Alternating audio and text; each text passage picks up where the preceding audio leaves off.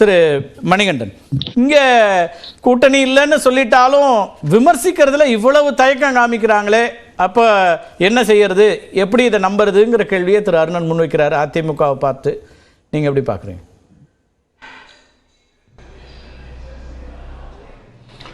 News 18 Tamil Nadu நேயர்களுக்கு வணக்கம்.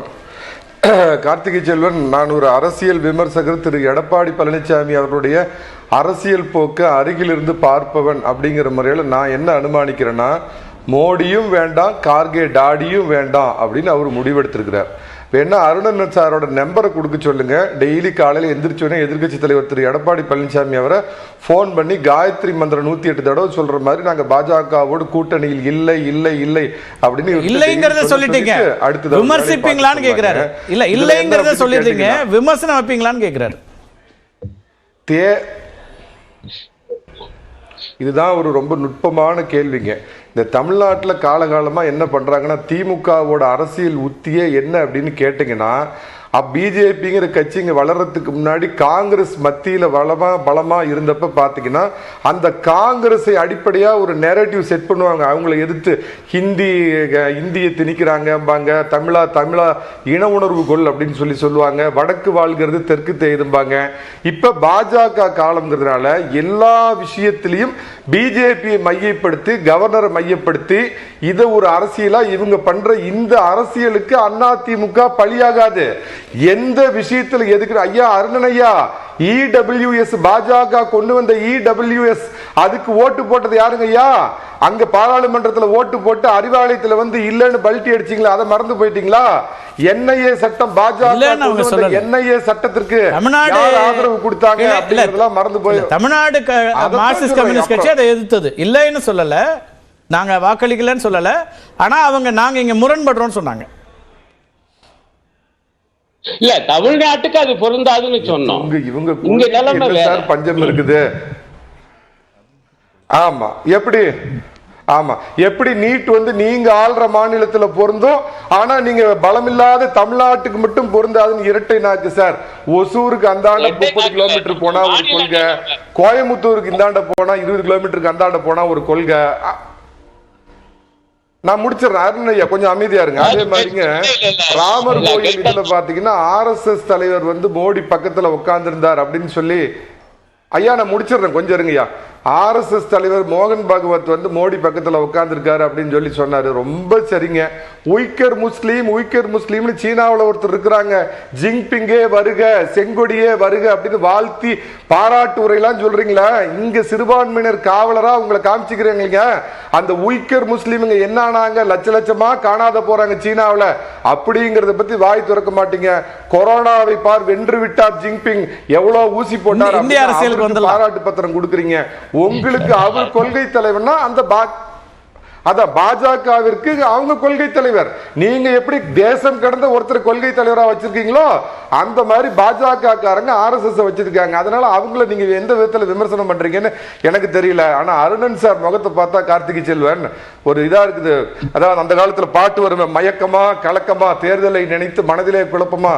Arunan sir ஒன்னே ஒன்னு சொல்றேன், ஒரு சீட்டு கொடுப்பாரா, மீதி இடத்துக்கு இதயத்தில் இடம் கொடுத்துருவாரா அப்படின்னு பயங்கரமான கலக்கத்தில் இருக்கிறார் பேராசிரியர். நான் அருணன் சொல்றேன், கல்யாண சுந்தரம் பார்த்தா நேத்து கல்யாணம் பண்ண ஒரு மாதிரி ஜம்முன்னு இருக்கிறாரு. அப்படிலாம் அந்த குழப்பம் தீரணும்னா சேலத்துக்கு காரை விடுங்க. பழனி சித்தர் பழனிசாமி சேலத்தில் இருக்கிறாரு, என்ன தேவையான சீட்டு கொடுப்போம், ஆனா நோட்டெல்லாம் பெருசா அவர் கொடுக்க மாட்டாரு, ஏதோ கை செலவுக்கு தான் பணம் கொடுப்போம். இதுல நான் இன்னொன்னு நினைக்கிறேன் கார்த்திகை செல்வன், நீங்க என்ன சொல்றீங்கன்னா வேகம் எடுக்கிறதா தேர்தல் கிளம்புனா தேர்தல் பணிக்குழு போடுறதுங்கிறது காலகாலமா திமுக ஆகட்டும் அதிமுக ஆகட்டும் இது ஃபார்மலா செய்யக்கூடிய விஷயம். ஆனா எந்த விதத்திலையும் இன்னும் தேர்தல் இது வேகம் எடுக்கல அப்படின்னு தான் நான் நினைக்கிறேன். என்ன காரணம், கூட்டணி இன்னும் கட்சிகள் வராதா அப்படி சொல்றீங்களா? போக போறவர் அவர் நேற்று அறிக்கை விட்டு அப்படி நான் சொல்லலைங்க. அதாவது யார்கிட்ட, அதாவதுங்க கல்யாண தேதி இன்னும் எப்ப அப்படின்னு முடிவாகல. தேர்தல் கமிஷன் ஏப்ரல் மாசத்துல தேதி மட்டும் தானே, மாசம் எப்ப முடிவாயிடுச்சு, தேதி மட்டும் தானே. அதைத்தான் சொல்றேங்க. தேதி இன்னும் முடியாதப்ப இரண்டாம் நிலை கட்சிகள் எல்லாம் என்ன பண்றாங்கன்னா, தமிழ்நாட்டின் பிரதான 2 மாப்பிள்ளை அதிமுக திமுக 2 பக்கமும் ஜாதகத்தை கொடுத்து அனுப்புறாங்க. அதுல பாத்தீங்கன்னா கட்டம், அம்சம், பொருத்தம் இதெல்லாம் சரியா இருக்கணும். எல்லாத்துக்கும் மேல வரதட்சணை எவ்வளவு அப்படிங்கிறது. ஏன்னா வரதட்சணை கல்யாணம் பண்ணுவோம்னு சொன்ன கம்யூனிஸ்ட் எல்லாம் இப்ப வரதட்சணை வாங்க ஆரம்பிச்சதுக்கு அப்புறம் இல்ல எத்தனை ஜாதகம் உங்கள்கிட்ட வந்திருக்கு? கார்த்திகை செல்வன் பொதுவெளியில சொல்ல முடியும். இப்ப திமுக பக்கம் என்ன வந்திருக்குதுன்னு அவங்க சொல்ல முடியும். அவங்க வெளிப்படையா வச்சிருக்காங்களே. இப்ப வரைக்கும் இருக்கக்கூடிய கூட்டணி என்னன்னு அவங்களுக்கு தெரியும். கார்த்திகை செல்வன் டெய்லி அந்த பக்கம் இருக்கிற அந்த எத்தனை ஜாதகம் இந்த பக்கம் வந்திருக்குதுன்னு பொதுவெளியில சொல்றது நாகரிகம் இருக்காது. அதனால பாத்தீங்கன்னா கட்டம் பொருந்தணும், ஜாதகம் பொருந்தணும், அம்சம் பொருந்தணும், எல்லாம் பொருந்தி எல்லாத்துக்கும் மேல நாங்கெல்லாம் இதே வாங்க மாட்டோம் வரதட்சணைன்னு சொன்ன கம்யூனிஸ்டே இப்பெல்லாம் வரதட்சணை வாங்க ஆரம்பிச்சப்ப வரதட்சணையும் இப்போ ஒரு முக்கியமான அம்சமா மாறி போச்சு. இதெல்லாம் பார்த்து தான் முடிவாகும். நான் இதுல பர்சனலா என்ன நினைக்கிறேன்னா, கார்த்திகை செல்வன் 2011 எப்படி சட்டமன்ற தேர்தலில் திமுகவிற்கு எதிராக ஒரு மிகப்பெரிய சுனாமி அலை அடிச்சது. ஆனா திரு சோ மறைந்த துக்ளக் ஆசிரியர் சோ அவர்களுடைய வற்புறுத்தலின் காரணமா தான் அம்மா அன்னைக்கு விஜயகாந்தோட கூட்டணி வச்சாங்க. அந்த கூட்டணியே இல்லாம அதிமுக அன்னைக்கு தேர்தலை சந்திச்சிருந்தாலும் மிகப்பெரிய வெற்றியை பெற்றிருக்கும். அந்த மாதிரி ஒரு சுனாமி எதிர்ப்பு அலை நீங்க அவரோட உரையாடி இருந்தா தெரியும். நான் அவரோட பலமுறை உரையாடி இருக்கேன். அவர் என்கிட்ட விருப்பமே இல்லாமல் அந்த கூட்டணிக்கு போனேன்னாரு. அந்த கூட்டணியுடைய பலன் 2 பேருக்கு சேர்ந்து கிடைச்சது. நம்ம அப்படி இல்லைன்னு சொல்ல முடியாது. ஆட்சி பொறுப்புக்கு வந்தாங்க, எதிர்க்கட்சி தலைவரா வந்தாரு, அது கூட்டணியின் பலன். அவரும் விருப்பம் இல்லாம தான் இருந்தார். அது மேட்டர் ஆஃப் ஃபேக்ட் நான் உங்களுக்கு சொல்றேன். எப்படி எஸ் தமிழக அரசியல் களத்தை உற்று நோக்கக்கூடிய ஒரு 20 ஆண்டு காலமா பார்க்கக்கூடிய பத்திரிகையாளர் நீங்கிறப்ப அகம் புறம் 2மே உங்களுக்கு தெரியும். அதிமுக அன்னைக்கு தேமுதிகவோடு சேராமல் இருந்தால் வெற்றி பெற்று இருக்கும். கொஞ்சம் சீட்டு குறைஞ்சிருக்கலாம் ஒழிய, ஆனால் அன்னைக்கு வெற்றிங்கிறது உறுதி. எந்த அடிப்படையில் திமுகவின் மேல அன்னைக்கு ஏற்பட்ட ஒரு சுனாமி போன்ற எதிர்ப்புகளை அதே சூழல் அன்னைக்கு இருக்கிறப்ப அதிமுகவிற்கு கூட்டணி அமைந்தால் அசாதாரண வெற்றி, கூட்டணி அமையாமல் போனால் பெரும் வெற்றின்னு தான் நான் நினைக்கிறேன். அதிமுகவுக்கு இப்போ உள்ள சூழ்நிலை திமுகவிற்கு மேல அடிக்கின்ற இந்த சுனாமியும் வெற்றி வரும்னா இயல்பா எல்லா கட்சிகளும் அதோட கூட்டணி வைக்க விரும்புவாங்க.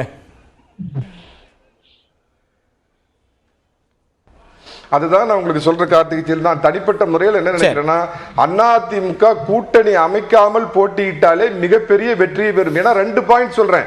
இந்த 3 ஆண்டு திராவிட மாடல் ஆட்சியோட எதிர்ப்பு, 10 ஆண்டு பாஜகவுடைய எதிர்ப்பு, இந்த 2 ஓட்டும் அதிமுக வரக்கூடிய மிகப்பெரிய பிளஸ் பாயிண்ட் இருக்குது அப்படிங்கிறது முதல் பாயிண்ட். 2வது பாத்தீங்க அப்படின்னா திமுக எடுத்து கொடுக்குறாங்க லட்டு மாதிரி. இதுல பாத்தீங்கன்னா காங்கிரஸ் அநேகமா இந்த கூட்டணி விட்டு வெளியேறதுக்கும் வாய்ப்பு இருக்குது. என்ன காரணம்னா ஒரு வருஷத்துக்கு மேல சொல்லிட்டு உங்களுக்கு இருக்குது. அதை தாண்டி இங்க 5 சீட்டோ 10 சீட்டோ கொடுத்தாலும் இல்ல மாட்டு மூத்திர மாநிலங்கள் அப்படின்னு சொல்லி சர்ச்சையை கிளப்பினாங்க. அது வடநாட்டுல கிட்டத்தட்ட நீங்க சொல்ற மாட்டு மூத்திர மாநிலங்கள்ல 250 சீட் இருக்குது. இங்க வாங்குற 5 சீட்டோ 10 சீட்டுக்கோ 250 சீட்ல நம்ம தோற்க வேண்டுமான்னு காங்கிரஸ் மறுசிந்தனை பண்ணிட்டு இருக்குது. சனாதானத்தை அழிப்போம், டெங்கு கொசுவை போல அழிப்போம் இவர் சொன்னது 3 மாநில தேர்தலில் எந்த அளவுக்கு எஃபெக்ட் ஏற்படுத்துச்சுன்னு தெரியும். உத்தரப்பிரதேஷ் காரனும் இந்த ராஜஸ்தான் காரனும் பீகார் காரனும் கக்கூஸ் கழுவு தான் அப்படின்னு இவங்க வடநாட்டவர்களை எப்படி பேசுறாங்க. மோடி இது எவ்வளவு பெரிய ஆயுதமா பயன்படுத்துவார், நம்மளை எல்லாம் இழிவுபடுத்துகின்ற திமுகவோடு காங்கிரஸ் கூட்டணி வைத்துள்ளதுங்கிற ஆயுதத்தை மோடி எடுத்தார்னா வடநாட்டுல காங்கிரஸோட நிலைமை என்ன ஆகும்? அதனால காங்கிரஸ் எந்த சூழ்நிலையிலும் வெளியேறலாம். எந்த அடிப்படையில் நான் ஒண்ணே சொல்லிடுறேன். கட் அவுட்லாம் வச்சு வைகோ நம்ம கூட்டணிக்கு வருவார்னு காத்திருந்தப்ப அவர் வண்டி பாய்ஸ் கார்டன் ஓட்டிட்டு போனாரு. பழம் நழுவி பாலில் விழுந்ததை போலன்னு கலைஞர் காத்துக்கிட்டு இருந்தப்ப விஜயகாந்த் என்ன முடிவெடுத்தார் அப்படிங்கறதெல்லாம் அரசியல் களத்துல தேர்தல் தேதி முடிகின்ற வரை, தேர்தல் தேதி அறிவிக்கப்படுகின்ற வரை எதுவுமே நிலையானதல்ல. ரைட். 19 21 நிலையா நின்னாங்க, வெற்றி பெற்றாங்கிற வரலாற்றையும் நம்ம சேர்த்தே பேசலாம். நான் பேசலாம். நம்ம திரு ஷியாம் ஒரு முக்கியமான புள்ளியை விமர்சனமா முன்வைக்கிறார் திரு மணிகண்டன். காங்கிரஸ் மத்தியில் ஆட்சி பொறுப்பில் அல்லது வலுவாக இருக்கும்போது இந்திய எதிர்ப்பு அல்லது காங்கிரஸ் எதிர்ப்புன்னு முன் வச்சாங்க. இங்கே அவங்க பலவீனமாக இருந்தாங்க. பிஜேபி பலவீனமாக இருக்கும்போது அப்படி வைக்கிறாங்க. இது ஒரு வியூகம், திமுகவோட அல்லது கூட்டணியோட வியூகம் அப்படிங்கிறாரு. அதை எப்படி பார்க்குறீங்க? இங்கே 2 கூட்டணிகளுடைய இந்த களம் அப்படிங்கிறது எப்படி இருக்குது? அதிமுகவுக்கு எங்களுக்கு இன்னொரு புள்ளியை சொல்கிறார், 2 எதிர்ப்பலைகள் எங்களுக்கு சாதகமாகுங்கிறார். மாநிலத்தில் மத்தியில் ஆட்சிக்கு எதிரான மனநிலையில் இருக்கக்கூடியவர்கள் எங்களுக்கு வாக்களிப்பாங்கங்கிறார். அதாவது அதிமுகவுக்கு வாக்களிப்பாங்கிறார்.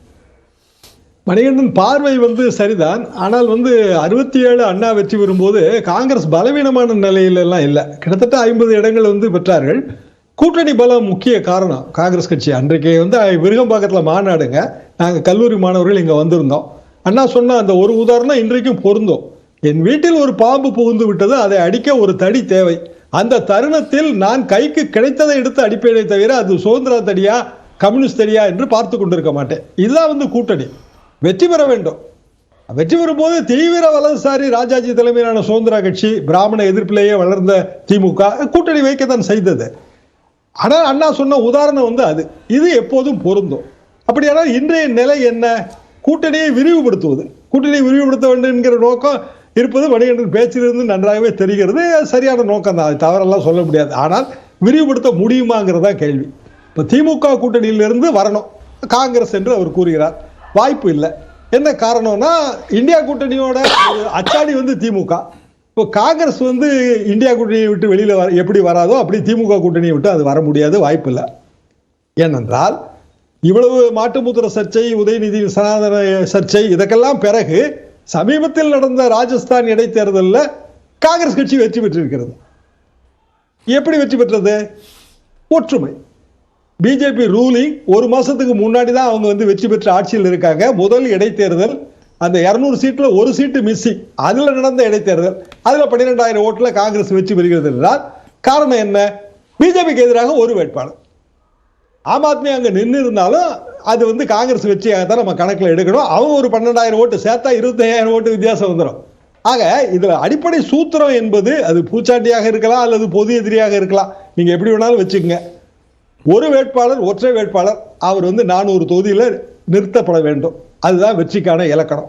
மூன்றாவது அணி தமிழ்நாட்டில் வரும்போது சில சூத்திரங்கள் மாறுது.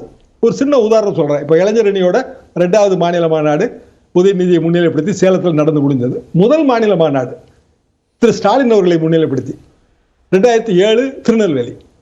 அதற்கு அடுத்தாற்போல தேர்தல் வருது 2009. 40க்கு 40 இதே முழக்கம் தான். அப்பவுமே பாரதிய ஜனதா தான் எதிர்ப்பு. ஏன்னா 2004 யூபிஏ 1 கவர்மெண்ட்ல திமுக இருந்தது. ஸோ பாரதிய ஜனதா எதிர்ப்பு, இதே பிரச்சாரம் தான். ஆனால் 2009 தேர்தலில் அந்த 40க்கு 40 கைகூடலை. என்ன காரணம்னா, ஒரு மூன்றாவது அணி அந்த ஓட்டை பிரிச்சுது. அந்த மூன்றாவது அணிக்கு பேர் விஜயகாந்த். கிட்டத்தட்ட 10% ஓட்டு. அப்போ நம்ம போட்டு வச்சிருக்கிற எல்லா கணக்குமே தாறுமாறா மாறுது. ஒரு தொகுதிக்கு இவ்வளவு ஓட்டு அப்படின்னு நம்ம கணக்கு வச்சிருப்போம். நம்ம கூட்டணி கட்சிக்கு இவ்வளவு ஓட்டு, நமக்கு இவ்வளவு ஓட்டு, சேர்த்தா இவ்வளவு ஓட்டுன்னு ஒரு கணக்கு வச்சிருப்போம்.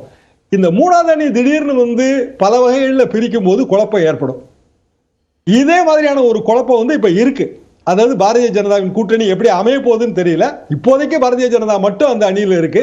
ஒரு 10% கூட நம்ம வச்சுக்கலாம். அப்போ விஜயகாந்தோட அதே பழைய ஓட்டு வங்கி புதிதாக கட்சிகள், பெரிய கட்சிகள் சேர்கின்றனவா என்று நமக்கு தெரியாது. இல்ல, இப்ப அந்த வாய்ப்பை நீங்க ஏன் அதிமுகவுக்கு தரல? அதிமுகவுக்கும் இந்த கட்சிகள் வரலாம் தானே? அதிமுகவுக்கு வரலாங்க. வரக்கூடிய வாய்ப்பு உள்ள கட்சி என்பது பாமக. PMK key master.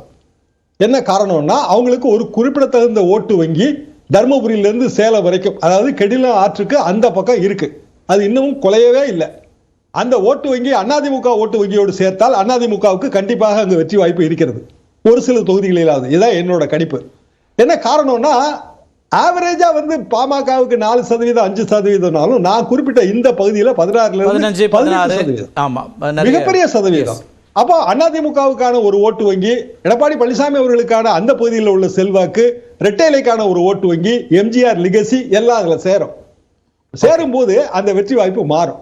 அதனாலதான் நான் மீண்டும் சொல்றேன், இந்த மூன்றாவது அணி என்று பெருமளவுக்கு ஓட்டு பிரித்தா இதுல நாம் தமிழரை மறந்துடுறோமான்னு இருக்கு. அவங்களும் இப்ப குறிப்பிடத்தகுந்த வாக்குகளை 2021 வாங்கியிருக்காங்க. 6%, 7% போது அது ஒரு ஓட்சியா இருக்கு. 2009 நீங்க குறிப்பிட்டதுனால கேட்கிற, அப்ப விஜயகாந்த் அவர்களுடைய வாக்குகள் முக்கியமா இருந்துச்சு.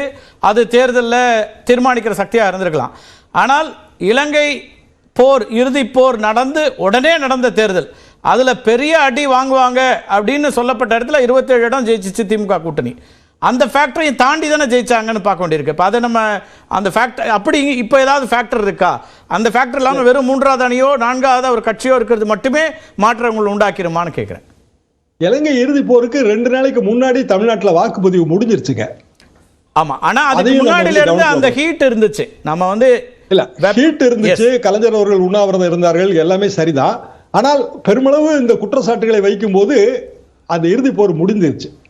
இதுதான் உண்மையான நிலைமை. அப்போ ராமர் கோயில் திறப்பு விழா திரு மோடி அவர்கள் பிரதமர் ஆவாரான்னா, அப்ப அத்வானி அப்ப பிரதமராக முடியல. 2009 அத்வானிஜி பிரதமர் வேட்பாளர். அப்ப 2004 இருந்து 2009 வரைக்கும் யூபிஏ 1. இப்ப அதுல அதிருப்தி இருந்துச்சு. ராமர் கோயில் கட்டியே தீர்வோங்கிற முழக்கம், ராம ஜென்ம பூமி யாத்திரை, இவ்வளவும் தாண்டி அத்வானிஜியால வெற்றி பெற முடியவில்லை. எதற்காக நான் இதை சொல்றேன்னா, ஒரே ஒரு மைய காரணத்தை மட்டும் வைத்து எந்த கூட்டணியும் வெற்றி பெற முடியாதுங்க. பல காரணங்கள்.